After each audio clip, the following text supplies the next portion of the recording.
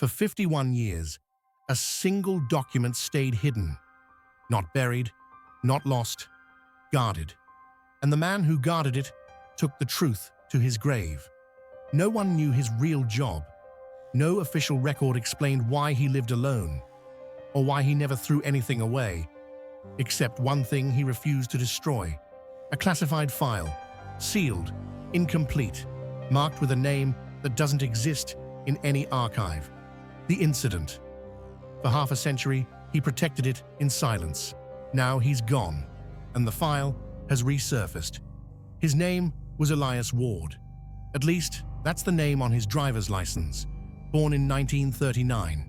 No spouse, no children, no digital footprint. Neighbors described him as polite, quiet, but deeply inconsistent. Some nights, lights stayed on until morning. Other nights, he vanished for days without explanation. He worked somewhere. Sometimes he claimed government contracts. Other times, he denied ever working for the state at all. He kept clocks in every room. None of them matched. And once a year, always the same date, he would leave his house before dawn and not return until after midnight. He never explained why, but he did warn people. "If anyone ever asks about my papers," he once said, "tell them I already paid." No one knew what that meant. Until now, the file is not intact. It's fragmented, damaged, and intentionally incomplete. Some pages are burned at the edges, as if exposed to heat, just enough to erase certain paragraphs. Others are redacted so aggressively that only isolated words remain, dates with no locations, names without titles, entire sections missing signatures. But what remains is worse. Repeated phrases appear throughout the document, written in different inks, different hands. Containment failure, civilian exposure, temporal instability. One page simply reads, "This was not supposed to be witnessed."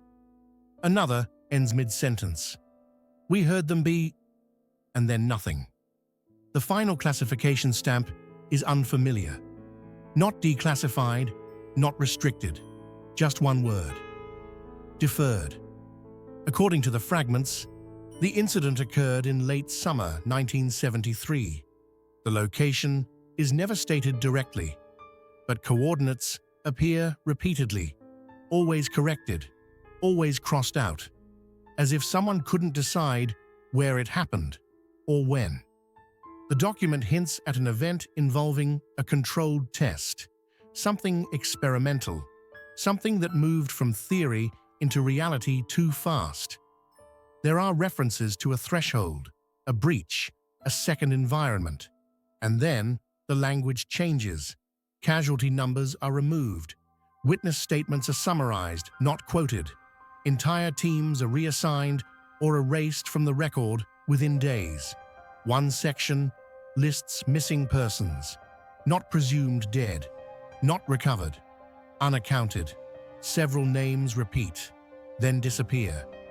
Local news archives from that year show strange coincidences: a radio blackout lasting 11 minutes, a sudden evacuation that was officially labeled a chemical spill, residents who left and never returned, and one note handwritten in the margin of the file, not part of the official text: "They followed us home." Elias Ward left behind a recording. No date, no introduction, just his voice. Old, strained, careful. He speaks slowly, as if choosing each word could cost him something. "We thought it would end when the site was sealed," he says. "It didn't." There's a long pause. "I was assigned to observe, not intervene, not remember." His breathing becomes uneven. "But some of us remembered anyway." Another pause. "If you're hearing this, then the document wasn't destroyed." His voice drops. That means the delay failed. He clears his throat. And they may still be waiting. The recording ends abruptly. No goodbye, no explanation, just silence. So what was the incident? One theory suggests a classified weapons test, something involving energy manipulation beyond conventional physics. But that doesn't explain the references to time displacement, or why witnesses described the environment as wrong.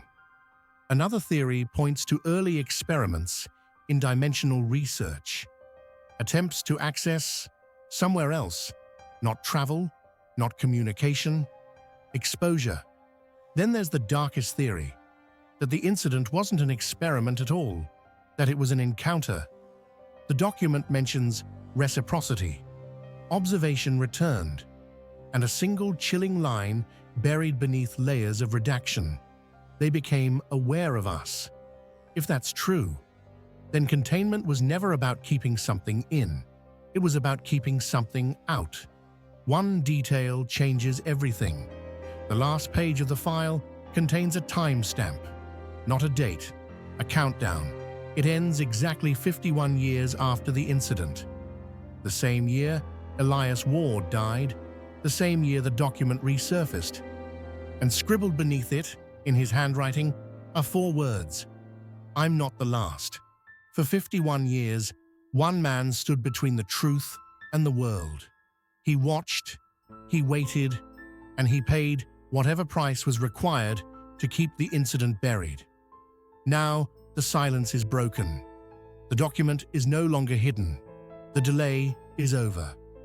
And if Elias Ward was telling the truth, then the question isn't what happened back then.